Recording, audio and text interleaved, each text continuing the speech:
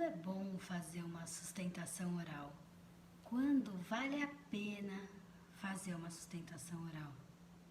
Essa é uma reflexão importante que o advogado deve fazer para que ele possa ter um bom uso dessa importante ferramenta de defesa sem banalizar o instrumento. Eu levo em conta 4 pontos importantes para decidir sobre se é bom ou se vale a pena fazer uma sustentação oral. Um primeiro ponto é analisar se existe alguma novidade no processo, algum detalhe que possa ser levado à luz na sustentação oral e que esse detalhe, essa novidade, pode fazer a diferença no julgado, pode interferir na convicção dos julgadores. Seria o caso de uma novidade ou um detalhe quanto aos fatos, ou uma novidade, um detalhe quanto ao direito. Então, por exemplo, quanto aos fatos, eu quero mostrar que naquela relação processual, naquela relação contratual que se discute ali no processo, a empresa era a sócia ostensiva, era uma sócia ostensiva, e ela tinha que aqueles pontos que estão sendo debatidos, na verdade, ela já tinha arquitetado dentro daquela relação onde ela era sócia ostensiva e tal, e aí fazer uma apreciação, uma rápida apreciação desses pontos em sustentação oral. Então, esses são detalhes que talvez em toda uma conjuntura, em todo um debate que se tem nos autos, eles poderiam passar desapercebidos. E aí, em sustentação oral, a gente traz, levando luz para eles, de modo que eles possam interferir positivamente no julgado. Se essa novidade for com relação ao direito, por exemplo, é o caso quando se debateu muito a relação, o reconhecimento da relação homoafetiva. Então, era uma inovação jurídica, né? Era uma nova interpretação que se dava ao Código Civil, à Constituição, e aí tinha toda a pertinência de uma sustentação oral para levar essa interpretação jurídica feita pela própria parte que detinha o interesse no reconhecimento dessa relação homoafetiva. Então, ninguém melhor do que a própria parte falando e apresentando as suas razões para os julgadores. Um outro ponto importante que a gente pode considerar, né, numa sustentação oral, é levar vida para aquele processo. Mostrar para os julgadores como aquele processo, como aquela decisão vai interferir na vida do seu cliente. Quais serão os prejuízos, quais serão os reflexos, inclusive da vida daquele indivíduo, ou daquela família, daquela empresa, né? Até os reflexos sociais.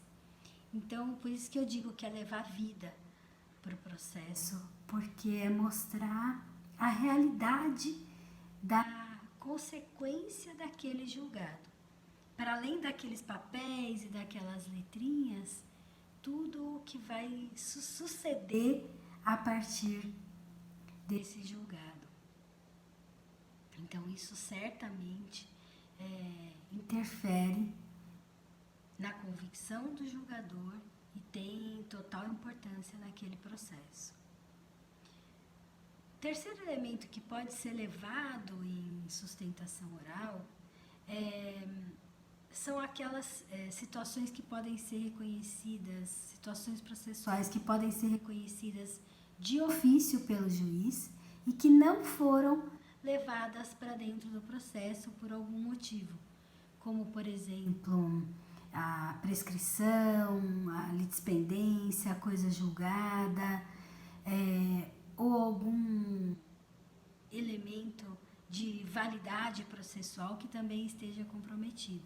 Se esses elementos ainda não estão no processo, eles podem ser levados em sustentação oral para que os próprios julgadores o reconheçam. Um quarto elemento é mostrar para o tribunal que aquele julgado que se recorre, ele está destoando totalmente dos julgados daquele tribunal ou de dos julgados de um tribunal superior. Mostrar que está dissonante da jurisprudência pacífica. Eu tive uma situação em que foi aplicada uma multa de R$50 mil. E para aquela situação multada, essa multa de R$50 mil estava totalmente contrária, destoando historicamente dos julgados daquela corte. E aí, em sustentação oral, eu fui argumentar exatamente isso. Esse foi o ponto. Combinando com o reflexo negativo que um julgado dessa natureza, com esse grau de diferença, o reflexo que ele teria na vida da pessoa que arcaria com essa multa. E aí o julgado foi revertido e a multa passou para R$5 mil, que era como costumeiramente se tinha naquele tribunal. Então, esses são os 4 pontos importantes que eu considero que devem ser avaliados quando da possibilidade, de uma sustentação oral, se ela é boa, se ela vale a pena.